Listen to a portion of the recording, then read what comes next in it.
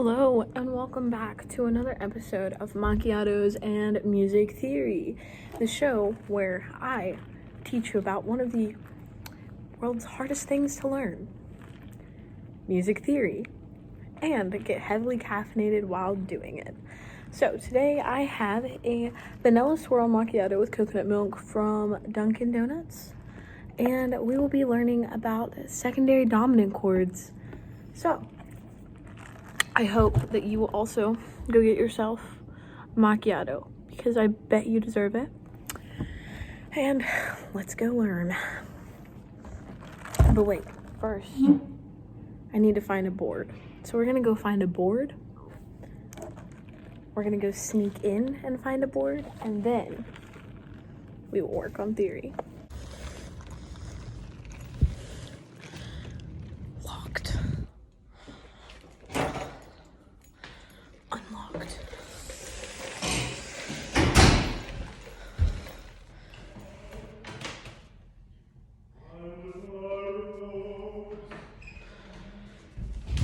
Occupied. Locked. Locked.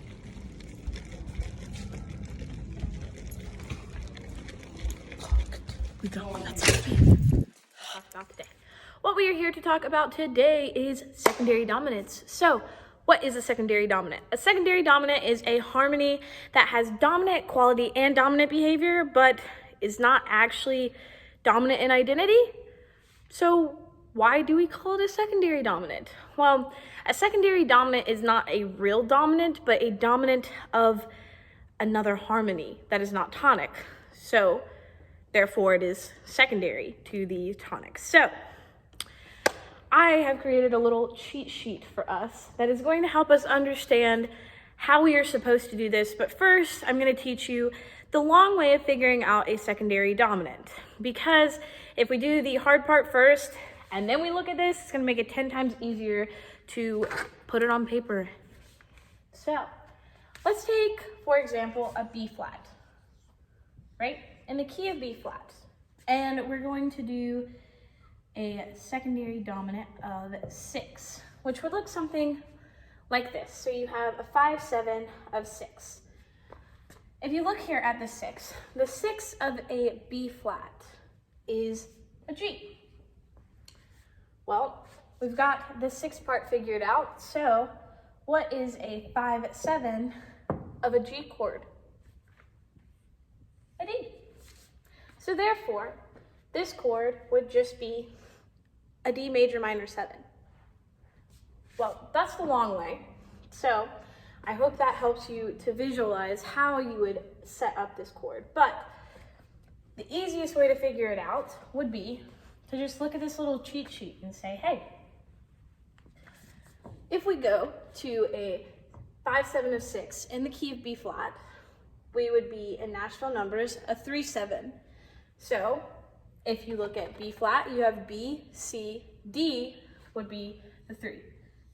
So you have a D major minor 7 chord, which would be your 5-7 of 6 in the key of B flat.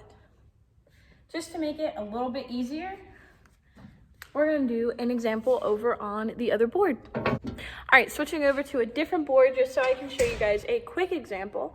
So basically, right here, we have a secondary dominant, and we need to determine the quality because that's a big deal here.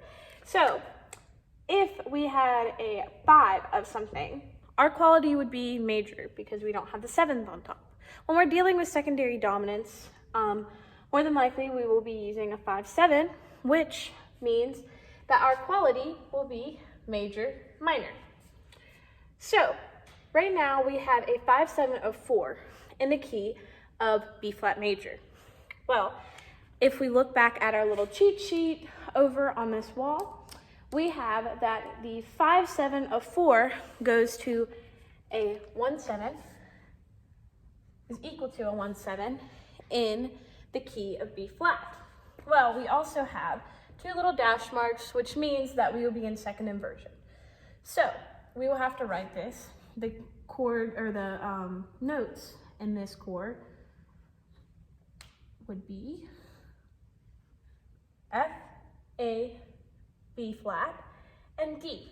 But since this is major minor quality, we have to make the A a flat, because in order to make the chord major minor, we have to have the major chord, so B flat, D, F. So we have a B flat, a D, and our F, but to make the quality minor, we have to have our 7th as a flat.